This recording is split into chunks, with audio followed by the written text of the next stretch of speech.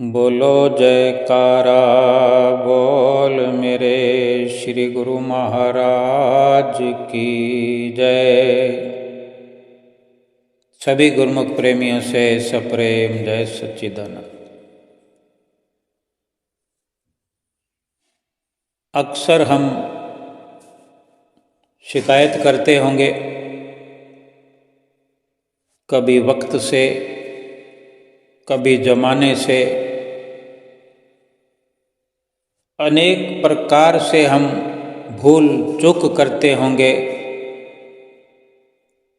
सिमरन छोड़ देते होंगे, आरती पूजा भी अधूरी रख देते होंगे किसी न किसी बहाने से। लेकिन एक बात याद रखने वाली है, एक बात को अभी समझ लेना है कि एक दिन ऐसा आएगा हमारे जीवन में, वो घड़ी भी आएगी जब हमें शिकायत वक्त और जमाने से नहीं, अपने आप से होगी। क्या कि सतगुरु मिले, सत्संग मिला, सेवा भी मिली, सुमरन का अवसर भी मिला, सब कुछ मिला, और हम रात और दिन करके इस संसार में उलझे रहे, इस दुनिया में उलझे रहे और भक्ति से बेखबर रहे। क्या संसार में इतनी लवलीनता हमारे लिए ठीक है? जितना हम संसार में मसरूफ़ हैं, जितना गलतान हैं, लगे हुए हैं, क्या ये वाजिब है? क्या इतना भी समय नहीं हमारे पास कि हम स्वयं अपना खुद का अपना उद्धार कर सकें? शरीर का उद्धार करने में लगे हुए, जमाने भर का, संसार भर का उद्धार करने में लगे हुए, लेकिन अपने आप की खबर भी नहीं है, अपने आप का होश भी नहीं, अपने आप की होश भुला दी है। बस बाहर ही बार, बाहर ही बार, बाहर ही चक्कर पे चक्कर लगा रहे हैं। कभी इधर जा रहे हैं, कभी उधर जा रहे हैं, कभी इसके लिए सोच रहे हैं, कभी उसके लिए सोच रहे हैं, कभी उससे बात कर रहे हैं, कभी उससे बात कर रहे हैं, लेकिन खुद से बात करने का समय भी नहीं है। खुद से बात करने का समय हो तो कैसे, खुद की खबर जो नहीं है, हम खुद कहाँ रहते हैं? हम अपने आप को, खुद को भी बाहर ढूंढ रहे हैं, कभी उसमें ढूंढ रहे हैं, कभी उसमें ढूंढ रहे हैं, कभी अपने आप को धन में देख रहे हैं, कभी आप अपने आप को तन में देख रहे हैं, कभी मित्रों में अपने आप को देख रहे हैं, कभी कुटुंब परिवार में देख रहे हैं, कभी बंगला गाड़ी में देख रहे हैं। तभी तो ये उलझन है, हम उलझे हुए हैं, यही उलझन है। और ये सारी उलझनें सुलझ सकती है, सारी उलझनें सुलझ जाएगी। कैसे? जब अपने आप को अपने अंदर देखने का प्रयास करें, अपने आप से अपने अंदर फोन करने की बात विचार करें। ये खेल तमाशे, ढोल नगाड़े जो बाहर बजा रहे हैं, ये खेल तमाशे जो बाहर देख रहे हैं, वो अपने अंदर भी देख रहे हैं। जो बाहर ब्रह्मांड नजर आता है, वही अपने ही शरीर के अंदर भी भरा हुआ है, या यूं कहें कि उसी अंदर वाले ब्रह्मांड को ही निकाल कर बाहर रचा गया है। या ये कहें, इस प्रकार से समझें कि बाहर जो रचना हम देखते हैं, इसी रचना को अपने अंदर भी देखा जा सकता है। इसी के माध्यम से अपने अंदर इन नज़ारों का लाभ उठाया जा सकता है। जो खुशियाँ बाहर ढूंढते हैं, उसको अपने अंदर अनुभव किया जा सकता है। जो ब्रह्मंडे सोई पिंडे। महापुरुष फरमाते हैं, तेरे अंदर खेल अपार झाती मार जरा, तेरे अंदर खेल अपार झाती मार जरा, जो ब्रह्मंडे सोई पिंडे, जो ब्रह्मंडे सोई पिंडे, कर दे निसंत पुकार झाती मार जरा। पिंड ब्रह्मंड दा भेद खुले जब, पिंड ब्रह्मंड दा भेद खुले जब, वस्तु मिले तत्सार झाती मार जरा, तेरे अंदर खेल अपार झाती मार जरा। ये संत बताते हैं कि जो ब्रह्मंडे सोई पिंडे। संत महापुरुष पुकार पुकार कर, जतला जतला कर कह रहे हैं, समझा समझा कर के कह रहे हैं, प्यार से समझा रहे हैं, मधुर वाणियों में समझा रहे हैं। पिंड क्या है, ब्रह्मांड क्या है, पिंड देश क्या है, ब्रह्मांड देश क्या है, इनका भेद खोल खोल करके समझा रहे हैं। क्योंकि इस भेद के खुलने पर ही सार वस्तु का पता लगता है, सत्य की पहचान होती है। सत्य क्या है, सार वस्तु क्या है। वस्तु मिले तत्सार झाती मार जरा, कि अंदर झांक कर तो देखें अंदर। हम स्वयं अपने अंदर ही स्थित हैं। हमारा निवास स्वयं का अपने अंदर है। हम तो कहते हैं ये हमारा निवास स्थान है, ये हमारा घर है, ये हमारा बंगला है। ये सब शरीर के रहने का ठिकाना है, बल्कि हम स्वयं तो अपने अंदर ही बैठे हुए हैं। हम अपने आप में कब स्थित होंगे? अपने ही आप से हम दूरी बनाए हुए हैं, और अपने आप से ये जब दूरी मिट जाएगी तो समझो परमात्मा मिल गए। अपने आप का जो भेद खुल गया, पिंड क्या है, ब्रह्मांड क्या है, सार तत्व क्या है, सब समझ में आएगा। जितने जतन हम बार करते हैं प्रभु को पाने के लिए, सुख को पाने के लिए, शांति को पाने के लिए, आनंद को पाने के लिए, वो सारा सुख हमारे अंदर भरा पड़ा है। इतना प्रयास भी करने की जरूरत नहीं, केवल ये समझ में आ जाए हमें कि हमारा जो वास्तविक सुख हमें मिलना है वो हमारे ही अंदर प्रभु ने रख छोड़ा है। हमें तो केवल झाती मारनी है। अक्सर बड़े बुजुर्ग भी हमें कहते हैं कि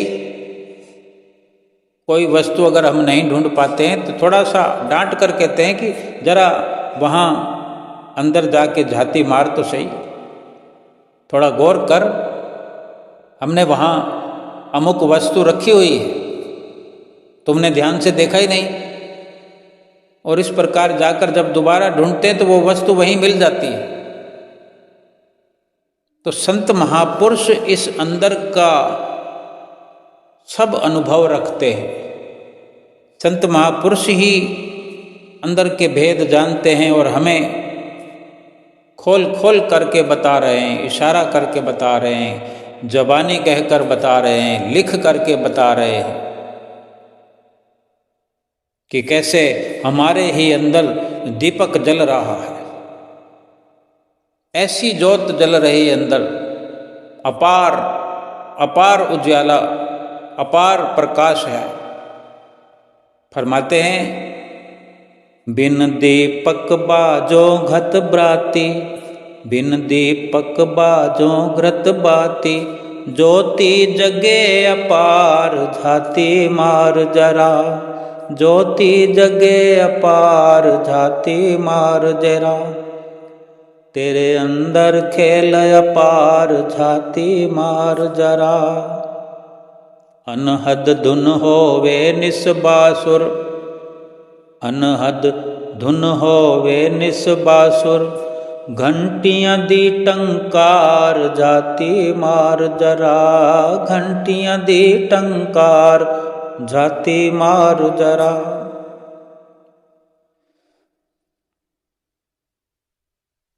दीपक बिना घी और बत्ती के जल रहा है, ज्योत जल रही है और अपार उसकी रोशनाई है। आंधी और तूफान में भी वो टिमटिमाती नहीं, फड़फड़ाती नहीं,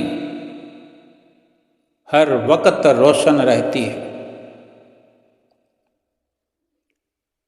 अनहद धुन का जो इशारा करते हैं वो ऐसे ऐसे सुंदर नाद को प्रकट करने वाली धुन है, सुंदर नाद सुनाने वाली वो धुन है जिसको अनहद, जिसका कोई हद नहीं है, जिसका कोई दायरा नहीं है, वहाँ कोई बजाने वाला नहीं है, लेकिन वो सभी कुछ हो रहा है जो हम यहाँ बाहर अनेक अनेक जतन करके उसमें आनंद प्राप्त करने की कोशिश करते हैं। वहाँ केवल अंदर झाती मारकर अंदर से जुड़ने की ज़रूरत है। वही के वही ढोल नगाड़े बज रहे हैं, ताल बज रहे हैं, मृदंग बज रहे हैं। ताल मृदंग नगाड़ा बाजन, ताल मृदंग नगाड़ा बाजन, बाजन बीन सितार झाती मार जरा। बंसुरियां बज रही है, बीन बज रही है और बहुत अच्छे से सुर ताल में सब ये ढोल नगाड़े बज रहे हैं। ये परमात्मा की असीम कृपा हमारे अंदर भर करके रखी गई है, लेकिन हम बाहर सब ढूंढने में लगे हुए हैं। लेकिन संतों महापुरुषों के सानिध्य में जब जीव आता है, जब संतों महापुरुषों के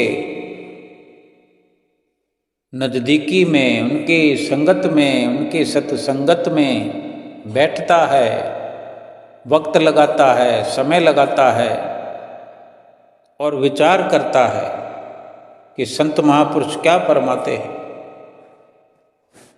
संत महापुरुष सुरत शब्द का मेल करवा देते हैं, क्योंकि शब्द नाम सतगुरु से ही मिलता है।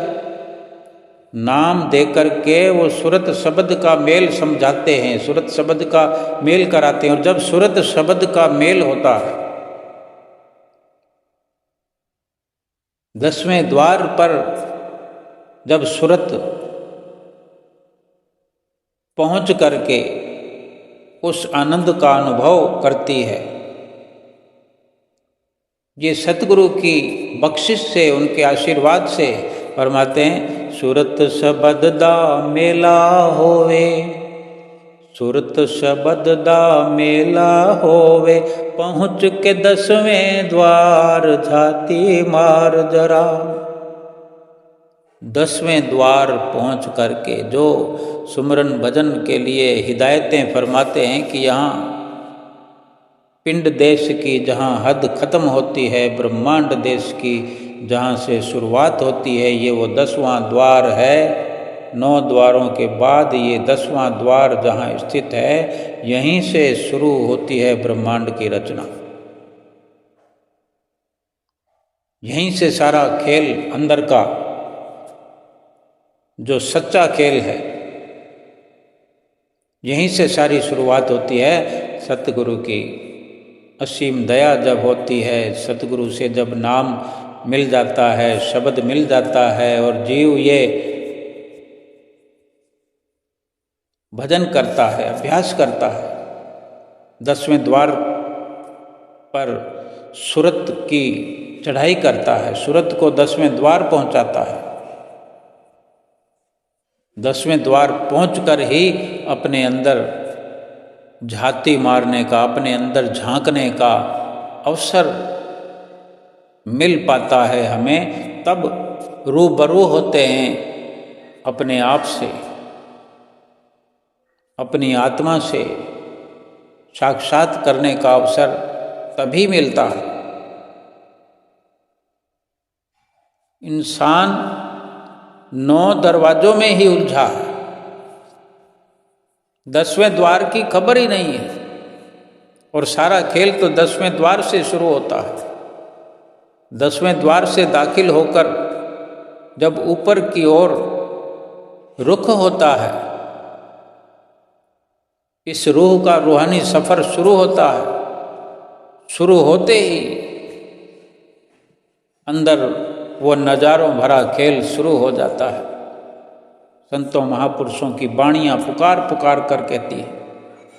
संतों महापुरुषों की वाणियाँ, सत्संग आमने सामने बैठकर भी हम सुनते हैं। उनके मुखवाणियों से वर्णन किए हुए ग्रंथ भरे पड़े हैं, हम सुनकर के अनुभव करते हैं।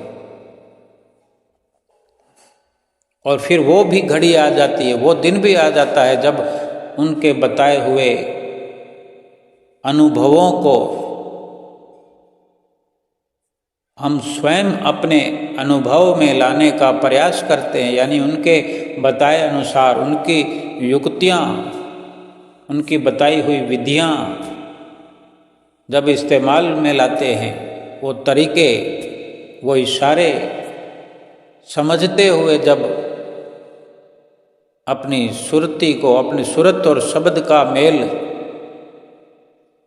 करते हुए श्वास श्वास जब हम ऊपर की ओर रुख करते हैं, तो फिर पूरे सतगुरु की महिमा का गुणानुवाद गाते नहीं थकते हम कि मेरे सतगुरु कितने दयालु हैं। लेकिन जब तक कोई इंसान उस जगह पर पहुँचे ही नहीं, उस द्वार तक पहुँचे ही नहीं, उस रास्ते पर पहुँचे ही नहीं, तो किस प्रकार से वहाँ का लाभ प्राप्त कर सकता है। किसी घर में प्रवेश करना हो, किसी घर वाले से काम हो, किसी अफसर से काम हो, तो उस द्वार पर पहुँचना पड़ेगा, फिर द्वार को खटखटाना पड़ेगा, वहाँ कुछ इंतज़ार करना पड़ेगा, कुछ मेहनत करना पड़ेगा।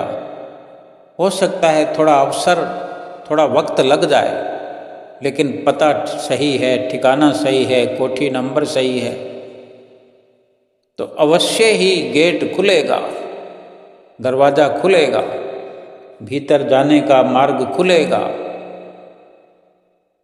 और जिस लाभ के लिए हमने सब प्रयास किया होता है, फिर वो लाभ भी हमें मिल जाता है। अब 10वें द्वार का जो लाभ है वो तो 10वें द्वार पर पहुंचने से ही प्राप्त होगा। सारा संसार 9 दरवाजों में ही भटक कर रह गया है। एक से निकलता है दूसरे में, दूसरे से निकलता है तीसरे में। 9 दरवाजों के अंदर ही अंदर माया का गुब्बार है, माया का अंधेरा है, इसी में पड़ा भ्रम रहा है। 10वें द्वार में आत्मा की खुशहाली का सब सामान रखा हुआ है, प्रभु से मिलन का सब समाधान रखा हुआ है। लेकिन अफसोस ये महापुरुष करते हैं, फरमाते हैं, नवा दरा विच सब जग भुलिया, नौ दरा विच सब जग भुलिया, बिन गुरु अंध गुबार जाति मार दरा, बिन गुरु अंध गुबार जाति मार जरा। फरमाते हैं कि सारा संसार जो है इन 9 दरवाजों में ही भटक कर रह गया है, भूल कर रह गया है, 10वें द्वार की इसको याद भी नहीं है। और इन 9 दरवाजों के अंदर भयानक अंध गुबार है। वो इसलिए कि उन्हें सतगुरु की शरण नहीं मिली। और भेद तो सतगुरु ही बताने वाले हैं। जहाँ का भेद जो जानता है वही तो बताएगा। अब संसारिक स्तर पर हम सोच विचार करें, किसी पते ठिकाने पर पहुँचना है तो उस पते ठिकाने को कोई जानने वाला है, जब तक उस तक नहीं पहुँचेंगे तब तक तो फिर दूसरे लोगों से किसी से पूछते हों। हम जिससे पूछें वो अगर उस रास्ते का ठिकाने का अनुभव नहीं रखता होगा तो कैसे बताएगा। कई बार देखते हैं, हम पूछते हैं, जब बताने वाला कहता भाई मैं तो आप यहाँ पर नया नया आया हूँ, किसी और से पूछ लो। या फिर किसी को पता नहीं होता, फिर भी वो सोचते हैं कि अगर मैं नहीं बताऊँगा तो ये क्या सोचेगा। वो उल्टा सीधा बता देते हैं, तुक्का लगा देते हैं। और ऐसे पता बताने वाले के कहने लग करके वो खोज करने वाला जो खोजी है, जिस पते पर जाना चाहता है, वो और भी उलझ जाता है। तो ये जो 9 दरवाजे हैं, आँख, कान, मुंह, नाक, मल द्वार, नाभि द्वार, ये सब माया के द्वार हैं। और सब यहाँ पर भटकाव ही भटकाव है, अंधेरा ही अंधेरा है। अंधेरे में कोई सफ़र चाहे कि मैं कर लूँ, उससे तो अच्छा है कि सफ़र ना करे कोई। सड़क पर अगर अंधेरा हो जाए, बत्ती गुल हो जाए, ठीक से दिखाई ना दे, तो बेहतर यही होता है कि वाहन चलाने वाला कहीं साइड में अपना वाहन खड़ा करके टिमटिमाती हुई लाइट चालू करके आराम से खड़ा हो जाए, बैठ जाए। कोई दुर्घटना नहीं होगी, थोड़ा देर से पहुंच जाएंगे। सड़कों पर भी लिखा होता है दुर्घटना से देर भली। भाव कहने का है कि अंधेरे के अंदर सफ़र नहीं होगा। अगर होता भी है तो कितना डर बना रहता है, अंदेशा, किसी खतरे का अंदेशा बना रहता है। अभी श्री गुरु महाराज जी ने कुछ दिन पहले वचन फरमाए, साध संग में चांदना सकल अंधेरा और, सहजो दुर्लभ पाइये सत संगत में ठोर। श्री प्रयाग धाम से जब श्री गुरु महाराज जी 15 दिसंबर को शुभ संक्रांति का अवसर मना करके वहाँ से प्रस्थान कर रहे थे, तभी छोटे दर्शन हाल में दर्शन खुले और श्री गुरु महाराज जी ने बहुत सुंदर वचन फरमाए, साध संग में चांदना सकल अंधेरा और, कि केवल संतों महापुरुषों के चरणों में, संतों महापुरुषों के वचनों में, उनकी संगत में, उनके सत्संग में ही प्रकाश है। बाकी सारा संसार अंधेरे का गुबार है। और कोई भी नहीं चाहता कि मैं अंधेरे में रहूं, लेकिन फिर भी अंधेरे में ही रह रहे, सारे संसार का जिक्र कर दिया। बस केवल वही जो सतगुरु की शरण में आ गए हैं, सतगुरु के वचनों की रोशनी में आ गए, उन्हें तो अंधेरा कैसे व्याप सकता है। भले ही हम विश्वास न करते हों पूर्ण तौर पर, सतगुरु की शरण भी हासिल की है, उनके वचनों पर चलते भी हैं, लेकिन सोच सोच करके चलते हैं कि अपना समय लगाऊं कि ना लगाऊं, आरती को पूरा करूं कि ना करूं, सेवा करूं कि ना करूं, या इतनी बहुत है, ज़्यादा करके क्या करना है, भक्ति तो हो गई, आरती शुरू कर दी, आरती हो रही है, हम अपना दूसरे कमरे में काम करते रहें, आरती की थाली जला दी, जोत जला दी गुरु महाराज जी के आगे, आरती हो रही है, मोबाइल चला दिया, हम अपने काम में लगे हुए, समय नहीं है, शॉर्टकट में काम कर रहे हैं, यानी तो इसका क्या लाभ हम समझते हैं कि हम अपने तन को, मन को, अपनी सुरती को किसी और कामों में लगा रखा है, फिर आरती किसकी हो रही है, हम तो कुछ और करने में लगे हुए हैं और कहते हैं कि हमने आरती कर दी। यानी चाहते हैं, चाखा चाहे प्रेम रस, राखा चाहे मान, एक म्यान में दो खड़ग, देखा सुना न कान। ना तो हमने देखा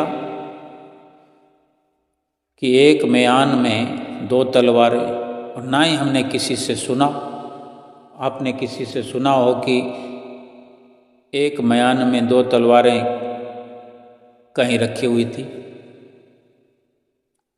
या देखा? तो जिसको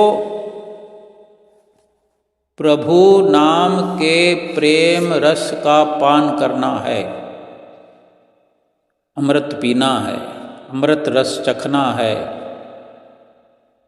और फिर वो ये मान रखता है, मैं ये हूँ, मैं वो हूँ, मेरे संसार में ये बनी रहे, वो बनी रहे, फिर ये दो उल्फतें, दो प्यार एक दिल में नहीं रह सकते। संसार की भी हसरत हो, संसार की तमन्ना हो, और प्रभु की भी चाहना हो, एक को छोड़ना पड़ेगा, क्योंकि ये बाहर कोई जाला नहीं है, कमरे के अंदर कोई अलमारी नहीं है ऐसी कमरे में जिसमें बहुत सारे गुरु महाराज जी को भी विराजमान कर दिया, कृष्ण भगवान को कर दिया, माता रानी को कर दिया, और भी चाहे जितने मर्जी देवी देवताओं को विराजमान कर दिया। फिर हमारा प्यार किससे है? ये तो निर्णय कुछ न कुछ हुआ ही होगा। अगर हम ना भी कहें, ना कह सकें कि हमारा कहाँ पर लगाव है, जुड़ाव है, वहाँ पर तो अनेकों को रख दिया, लेकिन ये दिल जो है इसमें एक ही रहता है। ये दिल है एक एहुजी, इसमें उल्फतें दो दो समा सकती नहीं। दिल में तो, क्योंकि वो दिल जो है कोई, उसका कोई आकार नहीं है, वो कोई इतने बाई इतने का कमरा नहीं है जो हम छोटी छोटी तस्वीरें या छोटी छोटी मूर्तियां बनाकर अनेक वहाँ पर भर दें। दिल का मतलब यही है कि एक का प्यार बसेगा। अब हम एक वाली जगह पर अगर दो घुसेड़ेंगे तो फिर ये तो नामुमकिन है, जब उसका कोई आकार भी नहीं है और प्रभु का भी कोई आकार नहीं है, कोई हद नहीं है। दिल अगर सूक्ष्म है तो भगवान भी सूक्ष्म है। दिल को हमने निराकार कर लिया तो भगवान भी तो निराकार है। अब चाहे जिसको मर्जी बिठा लो, वही निराकार प्रभु सतगुरु के रूप में हमें मिले हैं। हमने उनकी शरण ली है, उनका सानिध्य लिया है, साकार रूप में उनको हमने अपने दिल में बसा लिया है। तो बताओ अब उसमें और जगह है नहीं कि वहाँ पे संसार का प्रेम बसा लिया जाए। संसार का मायने ये है कि इंसानों से प्रीत, वो भी हमारे अंदर लगाओ। धन से प्रीत, उसको भी लगाओ। गाड़ी बंगले से प्रीत, उसको भी लगाओ। आज मोबाइल से बड़ी प्रीत है हमें। हम सब जानते हैं कि हमारी प्रीत जो है मोबाइल से कितनी है। अब वो एक ज़रूरत की बात है, तो ज़रूरत तो हजारों वस्तुओं की होती है, इस्तेमाल करना मना नहीं है, लेकिन दिल के अंदर किसी भी वस्तु को बसाना हरगिज मना है। मना ना भी हो तो वहाँ जगह तो नहीं है, एक ही रहेगी। ये दिल खास कर उस प्रभु के लिए, सतगुरु के लिए है। प्रभु से भी पहले सतगुरु का वो स्थान है। ये भगवान ने अपने वचनों में अनेकों जगह फरमाया है। चाहे भगवान श्री कृष्ण आए अपने वक्त में, भगवान श्री राम आए, ये दिल मस्कन गुरु का है। गुरु ही इसका मालिक है। ख्याले गैर हुआ दाखिल तो दर्शन हो नहीं सकता। ये दिल सतगुरु का सिंहासन है। कोई और गैर ख्याल भी अंदर प्रवेश नहीं कर सकता। लेकिन हमने अगर कर दिया है, संसार के ख्यालों को अंदर भर दिया है, तो खबरदार, सतगुरु अंदर कदम भी नहीं रख सकते, रखना चाहेंगे भी नहीं। हमने अपने घर में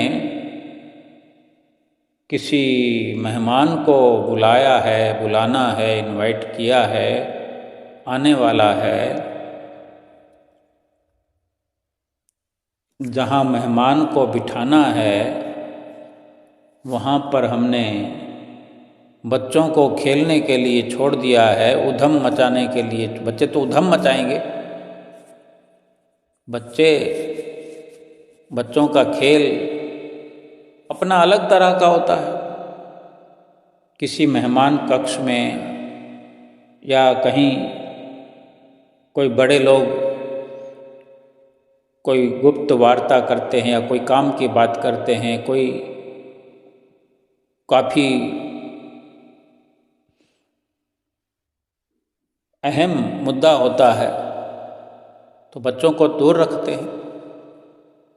केवल वही वहाँ होते हैं जिनको ज़रूरत का काम है, ज़रूरत की बात करनी है।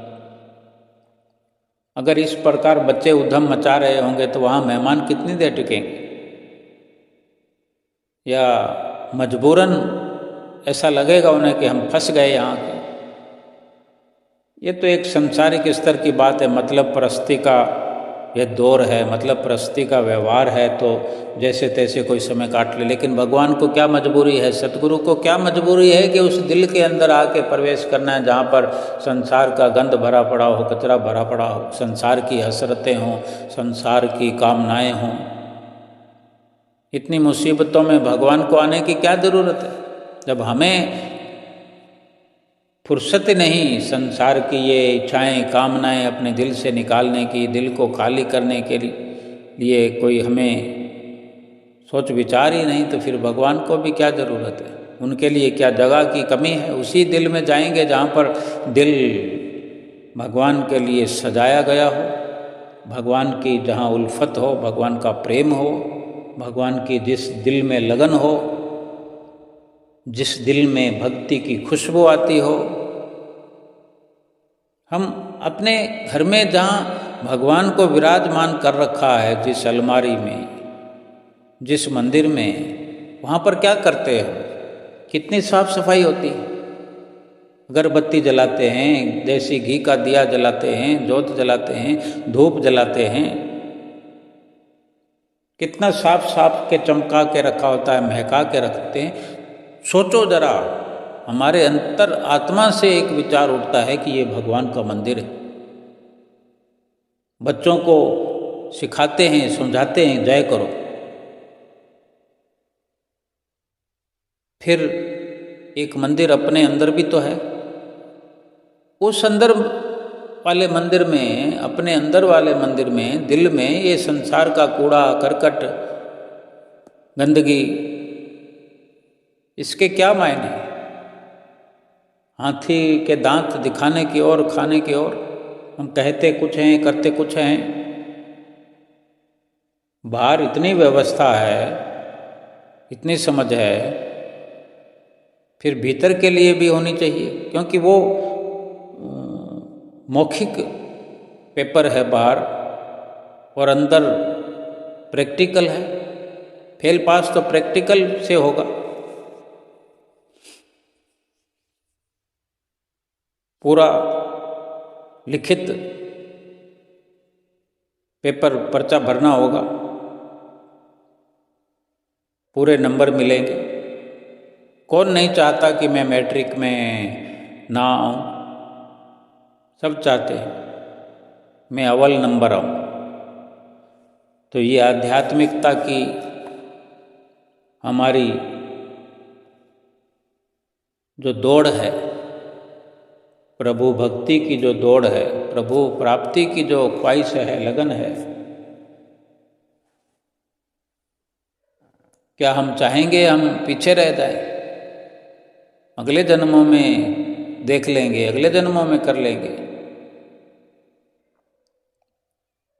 थोड़ी थोड़ी देर में ही अवसर खो जाता है इस संसार की छोटी छोटी तरक्कियों में, अगर कहीं कोई लापरवाही हो जाए। कहीं स्कूल में पेपर हो रहा था, परीक्षा का दिन था। अब एक शहर के अंदर जब कोई परीक्षा होती है तो जितने भी परीक्षा के केंद्र होते हैं,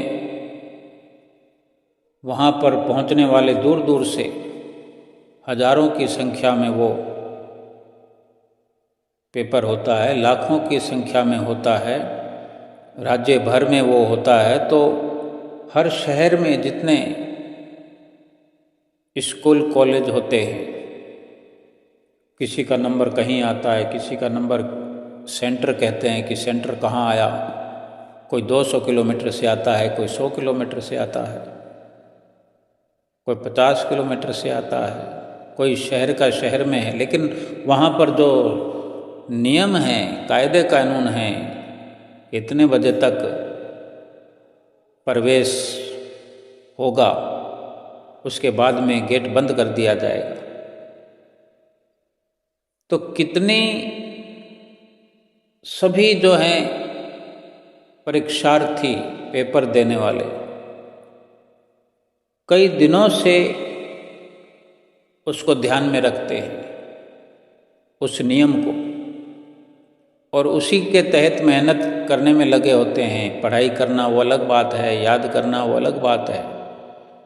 क्या क्या डॉक्यूमेंट्स चाहिए, वो आधार कार्ड है, वोटर आईडी है, या कोई जो परीक्षा का वो रोल नंबर है, पेपर है, अपना फ़ोटो वोटो, जो भी तैयारी है, वो कागज़ पत्र अपने सब तैयार रखे होते हैं। और सुबह अगर जाना है, 10 बजे जाना है, तो रात को सारी तैयारियां करके तैयार रखते हैं। और वहाँ परीक्षा केंद्र पर भी समय से पहले आधा घंटा तैयार खड़े हैं, कोई 1 घंटा तैयार खड़ा है। 1 मिनट का भी देरी होने देना नहीं चाहते। पता है फिर कौन सुनाई करेगा, अंदर घुसने नहीं देंगे, पेपर हम दे नहीं पाएंगे।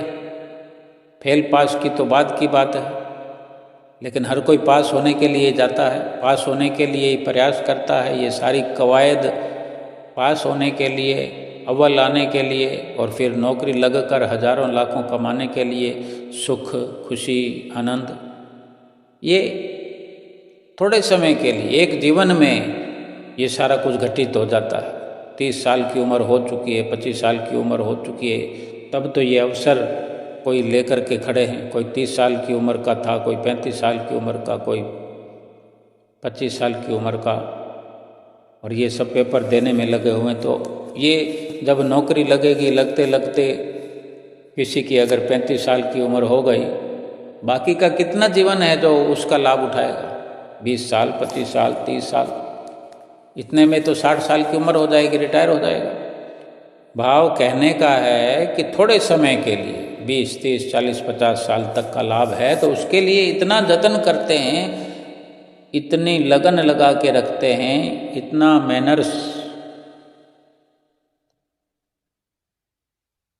घंटे का ख्याल रखते हैं, आधे घंटे का ख्याल रखते हैं, घड़ी पर नज़र रखते हैं, तारीख पर नज़र रखते हैं। भजन भक्ति करने के लिए कोई भी नियम नहीं है।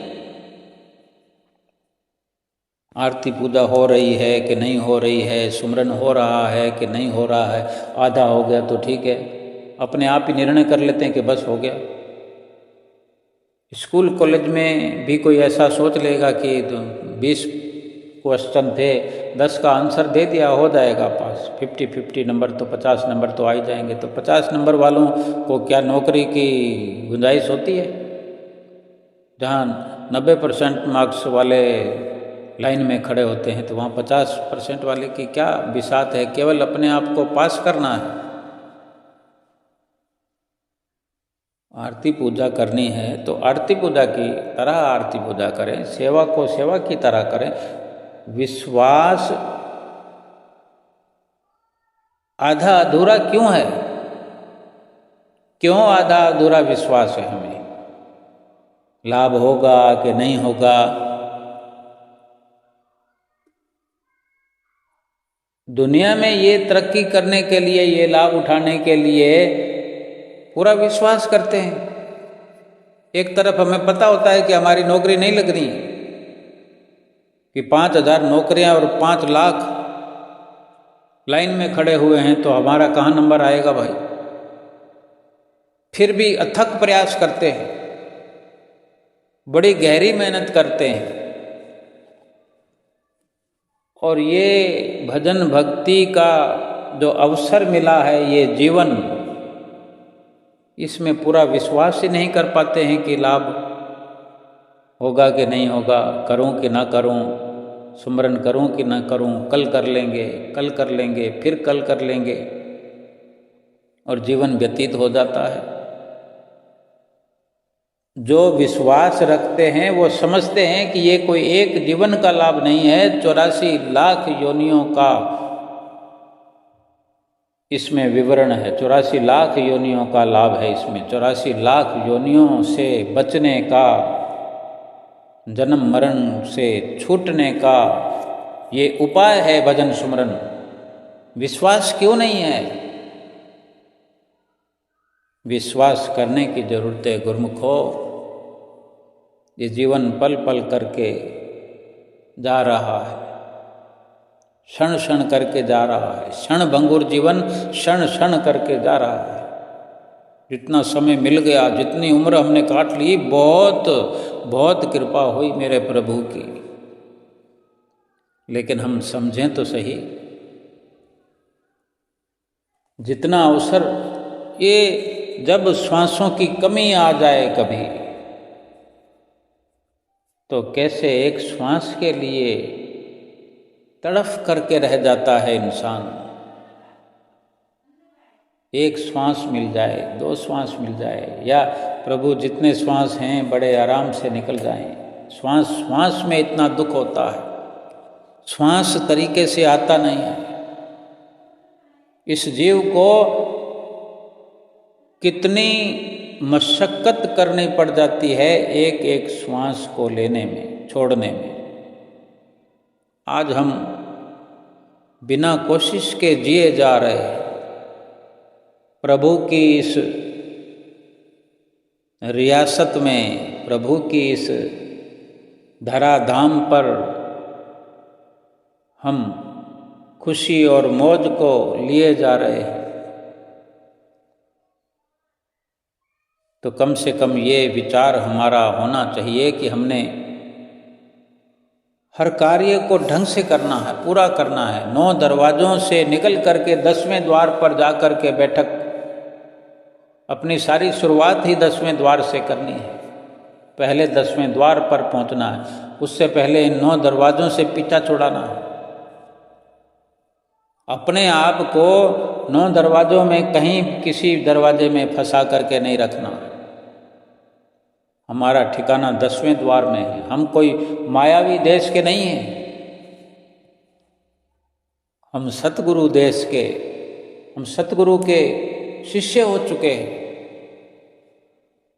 हम सतगुरु के सेवादार हैं, सतगुरु के सेवक हैं, अपने प्रीतम के प्रेमी हैं। हमारा स्थान यहाँ पर है, 10वें द्वार पर है। ये अंदर का भेद सतगुरु हमें बताने के लिए इस धराधाम पर आए हैं। इतना सा काम है कि वो बताना चाहते हैं कि हमारा असली ठिकाना 10वें द्वार पर है। 10वें द्वार पर पहुंचकर ही अंदर का भेद हमें प्राप्त हो सकता है, होगा। ये सतगुरु बताने के लिए इस धराधाम पर आते हैं। भला उन्हें क्या ज़रूरत है अपने निज धाम को छोड़कर, धुर धाम को छोड़कर, दयाल देश को छोड़ करके इस मृत्यु लोक में हमारे खातिर आते हैं। मनुष्य का रूप हमारे खातिर धर कर आते हैं। निराकार रूप, निराकार भगवान साकार रूप में, सतगुरु के रूप में केवल और केवल हमारे लिए आए हैं, हमें सुखी बनाने के लिए। हम सुखी बनना चाहते ही नहीं हैं। अगर हम सुखी बनना चाहते हैं तो हम तो सुखी बने बनाए हैं। सुख बरसाने वाला सतगुरु स्वयं हमारे सामने सिंहासन पर विराजमान हो, हम उनकी छत्र छाया में बैठे हों, क्यों नहीं सुखी होना चाहते हैं? ऐसी दशा में भी, ऐसी स्थिति में भी 9 दरवाज़ों में घूमते रहेंगे, संसार में अपनी सुरती को उलझाते रहेंगे, मोह माया में अपनी नाक रगड़ते रहेंगे, सुखों से तो फिर वंचित रहेंगे। 84 लाख योनियों में सुखों से वंचित ही तो रहे। 84 लाख योनियों में दुखों के अलावा, अंधेरे की ठोकरों के अलावा और क्या था? ये प्रभु ने दया करके ये मनुष्य जीवन बख्शा। प्रभु को दया आई हमारी स्थिति पर। ये आत्मा हमारी पुकार करती रही परमात्मा से, प्रभु दया करो, एक अवसर दे दो। वही अवसर हमें प्रभु परमात्मा ने दे दिया है। हम पर दया हो गई है। अब हम अपने आप पर जब तक दया नहीं करेंगे तो प्रभु की दया यूं ही बेकार चली जाएगी। कितना दुख होगा प्रभु को। 84 लाख योनियों से निकाल कर इस नर योनि में हमें डाल दिया। नर से नारायण बनने वाली योनि में हमें डाल दिया कि जाओ भाई तुम नारायण के साथ मिल जाओ, परमात्मा के साथ मिल जाओ। लेकिन हम नहीं, हम तो अपनी गाड़ी को बैक ले जा रहे हैं। सतगुरु की शरण मिल गई है गुरुमुखो।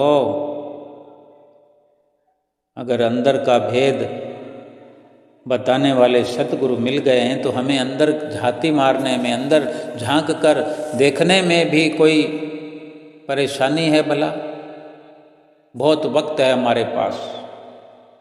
दासा भेद चाहे अंदर दा, दासा भेद चाहे अंदर दा, सतगुर पूरा धार झाती मार जरा, तेरे अंदर खेल अपार झाती मार जरा।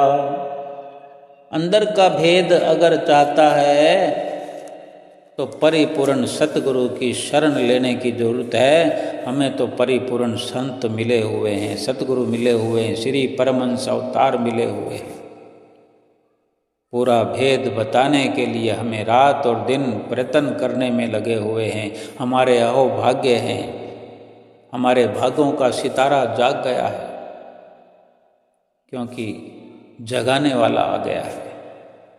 हम जाग करके एक एक श्वास को लेखे में लगाएं, सुमरन करें, भजन करें, अपनी सुरती को अपने अंतर्मुखी करके अंदर झाती मार के अपना लोक परलोक संवार कर आत्मा का कल्याण करें, सतगुरु की प्रसन्नता प्राप्त करें और 84 लाख योनियों से हमेशा हमेशा के लिए छुटकारा पा करके सच्चे सुख में सदा सदा के लिए समा जाएं। बोलो जयकारा बोल मेरे श्री गुरु महाराज की जय।